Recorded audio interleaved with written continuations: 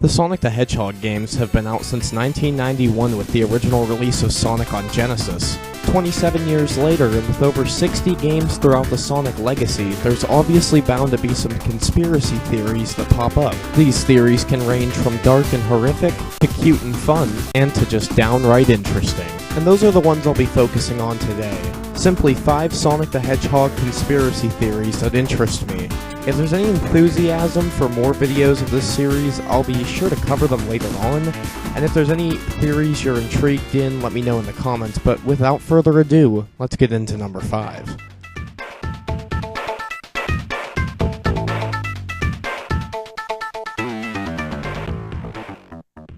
So let's start this list off by discussing the game that everyone loves to hate. That's right, you guessed it, Sonic 06. It's no question that fans remember the scene where Princess Elise kisses Sonic to wake him up Sleeping Beauty style, and for the most part there was a ton of outcry and backlash against Sega and Sonic Team for this, as people felt it promoted bestiality and in general a weird, bad message.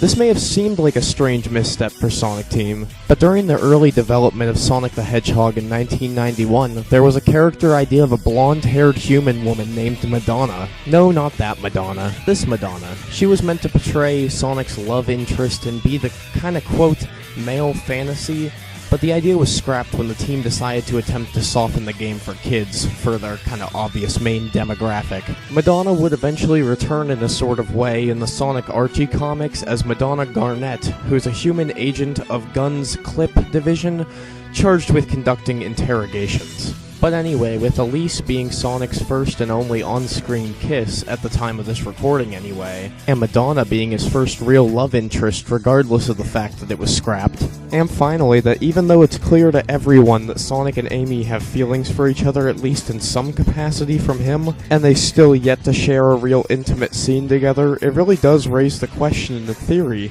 does Sonic only date human women? Number 4.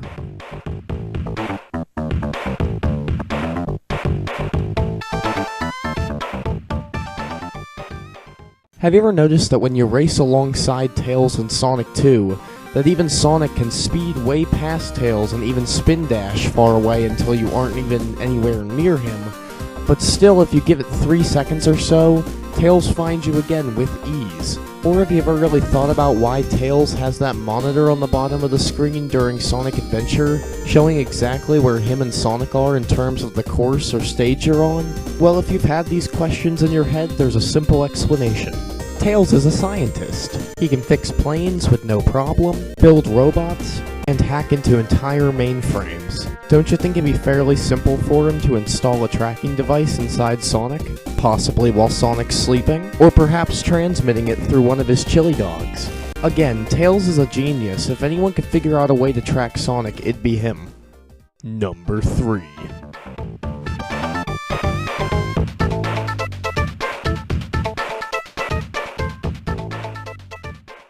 Alrighty, heading into a theory about Sonic's other best friend, and Gary Oak-type rival, Knuckles the Echidna. This theory doesn't cite nearly as many sources as the others, but just takes place in one game, Sonic 3 and Knuckles.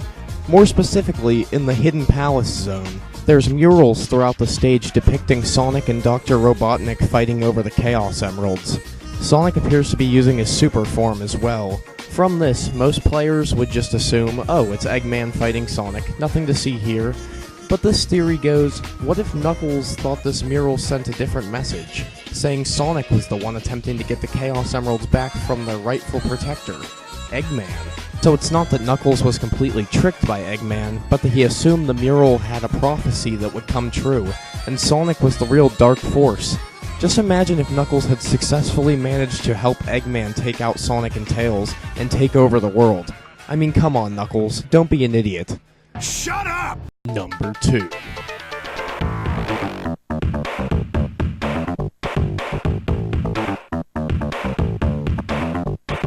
For this theory, it mainly focuses on the classic Genesis games, being Sonic 1 through Mania, of course, but But truthfully, the actual action stages in the 3D games as well show this off.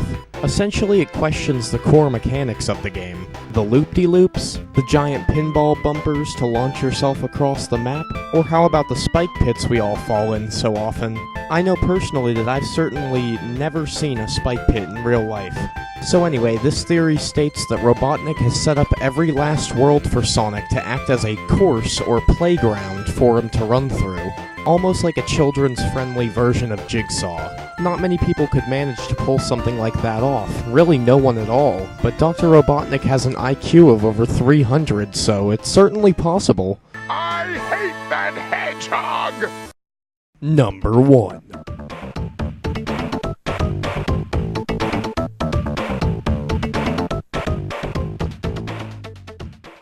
So for our final Sonic conspiracy theory, this is the theory that Dr. Robotnik is still out there in the world, watching, plotting, and waiting for his time to strike again. It's no secret that different Sonic games take place in different timelines or universes, hence the storyline in Sonic Generations where you partner up with classic Sonic and Tails to defeat Dr. Eggman and Robotnik.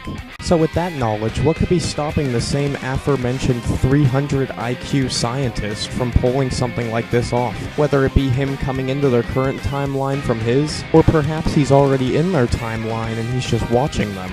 Or maybe he's even found a way to mess with their world from his. There's an endless amount of possibilities, and that's what I love about these theories. They expand on a world in areas otherwise overlooked or ignored by the actual creators of the game, and that's awesome. But anyway folks, that's all the conspiracy theories I have for you today. If you enjoyed this video, please consider slapping the like and subscribe buttons, I would really appreciate that. Again, if you have any other theories or anything interesting related to Sonic, please feel free to share in the comments and let me know if you want me to do more videos similar to this one in the future. Also, I'll be leaving the links to the sources I used for information in this video in the description below. But anyway folks, until then, this is Silver Stick signing out. Have a great rest of your day, Sonic fans. Peace out.